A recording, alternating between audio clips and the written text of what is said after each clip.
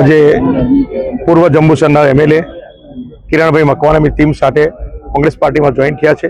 એના કાર્યક્રમમાં ઉપસ્થિત રહ્યા બધાને આવકાર્યા છે અને બધા દિલથી આવકારું છું.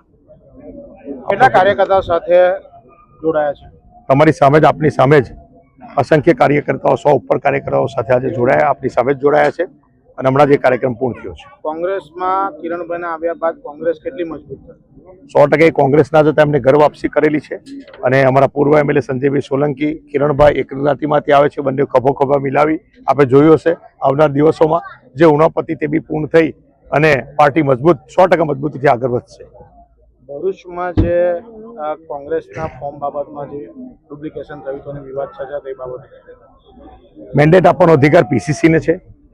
શહેર ગ્રામ્યનો પ્રમુખ છું, શહેરના અમારા સલીમ અમદાવાદી છે, પણ એમાં કોઈ વિવાદ થયો નથી. આખરે સમાધાનથી પ્રદેશ સમિતિ જે ઉમેદવારો નક્કી કર્યા છે એ સર્વને માન્ય છે. ટિકિટ માગવાનો બધાને હક હોય છે. ટિકિટ ના મળે સ્વાભાવિક છે, કોઈ પણ માણસને ગુસ્સો થતો હોય છે.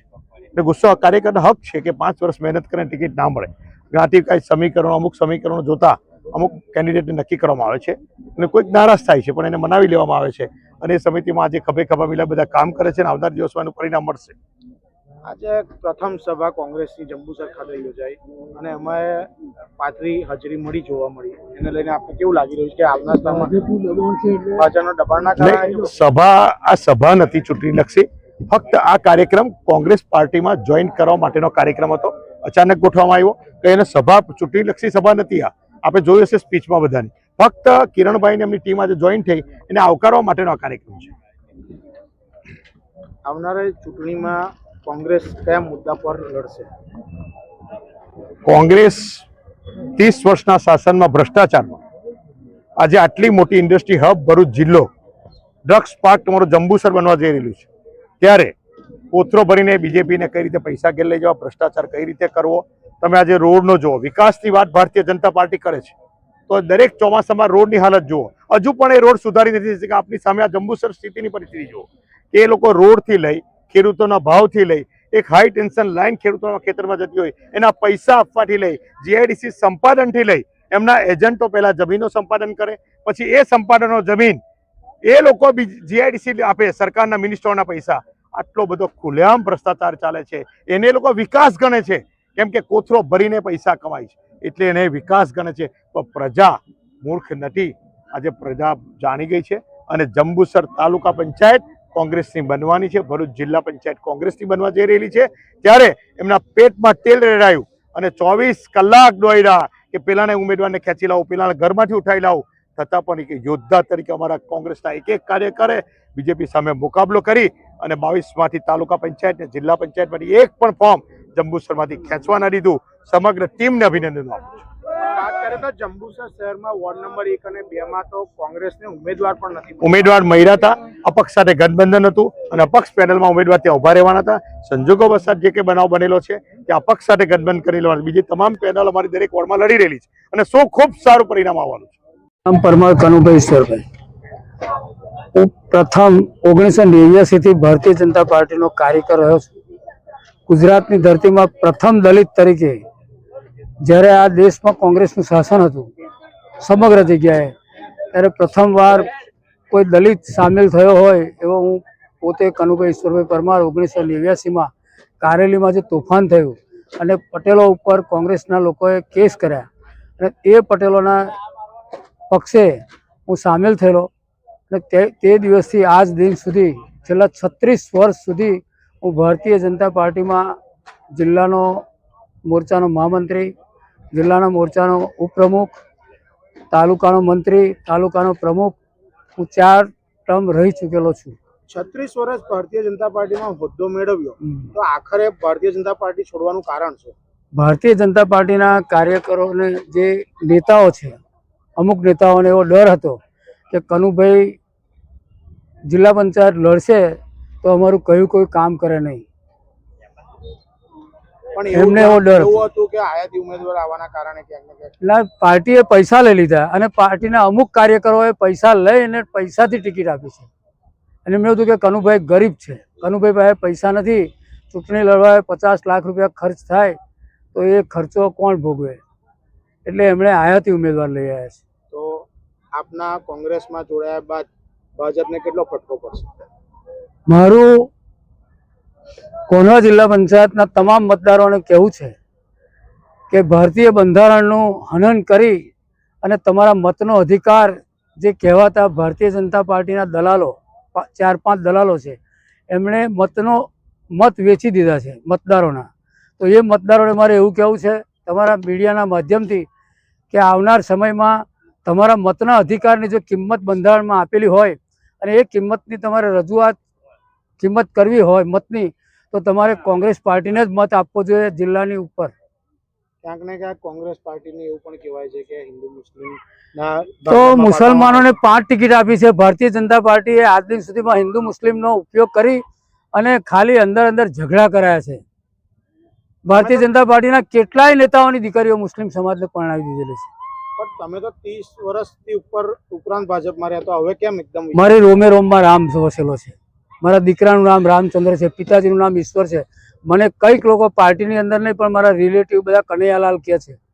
પણ મારે આ ભારતીય જનતા પાર્ટીની જો હુકમી સરમુખત્યાર શાહી અને જંબુસર તાલુકામાં કેટલાય ભારતીય જનતા પક્ષના નવા નેતાઓ એવું સમજી બેઠા કે ભાજપ અમારું છે, ભાજપને મતદારોને કહીએ એટલે અમે કહીએ એટલે મત આપી દે છે એમ. અંતિમ પ્રશ્ન, કાનવા જિલ્લા પંચાયતમાં તમે જે કોંગ્રેસમાં જોઈન થયા તો ભાજપને કેટલું નુકસાન થશે? એ તો આવનાર સમય બતાવશે. નામ બોલશો? श्रीनिवास बीवी, एआईसीसी सेक्रेटरी, साउथ गुजरातना प्रभारी। आज कांग्रेस के परिवार में बीजेपी का पूर्व विधायक किरण मकवाना जी आज हम लोगों के पार्टी में शामिल हुआ है। हम लोग ने उनको स्वागत किया है। आप देख सकते हैं लोकल बॉडी चुनाव के समय में सरकार ने कोई कसर नहीं छोड़ा।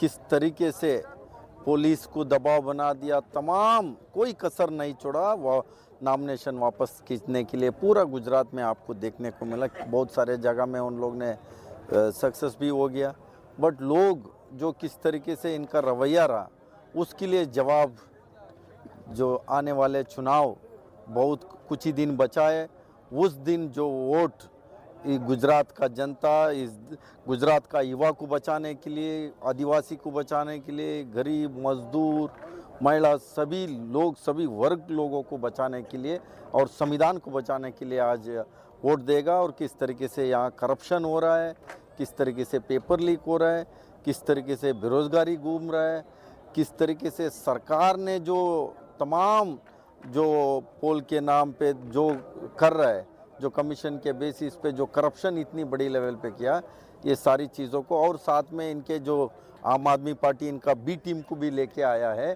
क्यों कहीं ना कहीं कांग्रेस को इन लोग ने कमज़ोर करने के लिए। तो इतने दिन जो केजरीवाल जी ने वहाँ जेल पे था तो उनको तुरंत चुनाव आ गया। पंजाब में भी आने वाले दिन में चुनाव है और यहाँ गुजरात में लोकल बॉडी है, उसको बेल देने का काम किया। ये कितने भी कोशिश करे, इस बार गुजरात का जनता इनको सबक सिखाने का काम करेंगे। और यहाँ सारे कांग्रेस ये के हमारा अध्यक्ष जी राणा सिंह जी के नेतृत्व में, और संजय सोलंकी जी है, हमारा किरण मकवाना जी, हमारा सारे ब्लॉक प्रेसिडेंट, सब लोग मिलके या अच्छे रिजल्ट आप लोगों को देखने को मिलेगा। बीजेपी विकास नाम पर मत मांगी रही है। बीजेपी विकास के नाम पे मत मांग रही है, तो कांग्रेस का एजेंडा क्या रहेगा? देखिए, विकास गांडू तयो छे। गुजरात में बीजेपी ने विकास जो किस तरीके से उस नाम का बेइज्जती किया है इन लोग ने, आज देश में किसी बच्चे को भी विकास नाम रखने में आगे पीछे कर रहा है जो बीजेपी। तो तमाम बच्चे लोग, उसके माँ बाप ने भी जो नाम रखा है वो लोग भी परेशान हैं। विकास का नाम किस तरीके से बेइज्जती किया है भाजपा ने। और कांग्रेस पार्टी हमेशा विजनरी पार्टी है। हमेशा कांग्रेस पार्टी ने युवा के बारे में, किसान के बारे में, जो किस तरीके से यहाँ डबल डिग्री पढ़ के दूसरे राज्यों में जाके वहाँ खेतों में काम करना पड़ रहा है, यहाँ का युवा डबल डिग्री लेने के बाद में सिक्योरिटी का काम करना पड़ रहा है। ये सरकार पिछले 30 साल से यहाँ सत्ता पे है। गुजरात के युवा के साथ, छात्रों के साथ, गरीब आदिवासी के साथ, सबके साथ विश्वासघात करने का काम किया है। उसका जो किस लेवल पे जो करप्शन, किस तरीके से जो अत्याचार, किस तरीके से जो छोटे छोटे बच्चे 9 स्टैंडर्ड के स्टूडेंट्स के हाथ में भी जो ड्रग्स लग रहा है, पेपर लीक के मामला, वो तमाम इशू को लेके इस बार जनता सही सबक सिखाने का काम, इनको सिखाने का काम करेगी। बीजेपी बोल रही है कि कांग्रेस के पास कार्यकर्ता ही नहीं रहे, तो कैसे आप जीत का दावा? बीजेपी कार्यकर्ता कांग्रेस पार्टी में नहीं है तो दिन भर रात भर पुलिस क्यों ढूंढ रहे है कांग्रेस कार्यकर्ता को? रात 3-3 बजे घर में जाके उठा रहे हैं, कार्यकर्ता नहीं है बोल रहे है, तो आप क्यों है भाई? पिछले 3 दिन में गुजरात पुलिस कोई काम नहीं किया है। 5 दिन से कांग्रेस कार्यकर्ता घर पे जाके उनको उठाने का, उनको धमकी देना, उनके कारोबार को लेके तमाम इतने परेशान किया। कार्यकर्ता है तो इतना डर क्यों है बीजेपी को? बीजेपी को पूरा इनका जमीन खिसक गया है, इनके डर हो गया है। इसीलिए कांग्रेस कार्यकर्ता को, आम आदमी पार्टी को क्यों लाया इधर, केजरीवाल को क्यों लाया बी पार्टी को इन लोग ने? इसीलिए इन लोगों को अभी डर पैदा हो गया है। इसीलिए इन लोग ने इस तरीके का जो भी कसर नहीं छोड़ा है। इस बार मेरे को उम्मीद है जो राहुल गांधी जी भी आने वाले विधानसभा में यहाँ कांग्रेस सरकार लाने का बात बड़ी संसद में बोली है, वो बात हम लोग ने पूरी करके देंगे। 10 दिन बाकी है छुट्टी को, और ये पहला कांग्रेस का जाहिर सभा है, और इसमें जो जनबेनती थी उससे लग रहा है आपको कि कांग्रेस का विजय होगा? 100% कांग्रेस कार्यकर्ता घर घर जाके, जो बीजेपी ने इतने दिन से जो गलतियां किया है, घर घर जाके बैठ के उनको समझाने का काम कर रहा है। सभा अभी आज स्टार्ट हुआ है, सभा तो होते रहेगा, बट लोगों को दिमाग में डालने के लिए घर घर जाने का काम जो कार्यकर्ता कर रहा है। मैं आपके सामने बोल रहा हूँ, यहाँ एक भी नामिनेशन वापस नहीं ले पाया। मैं जिला अध्यक्ष जो राणा सिंह जी को मैं दिल से धन्यवाद, राजेंद्र सिंह जी को मैं दिल से धन्यवाद करता हूँ, किस तरीके से सब लोगों के साथ कोऑर्डिनेशन करके कार्यकर्ता को टिकट दिए, कोई भाग नहीं पाया। यही बीजेपी के सबसे बड़ा फेल्यूर हुआ है।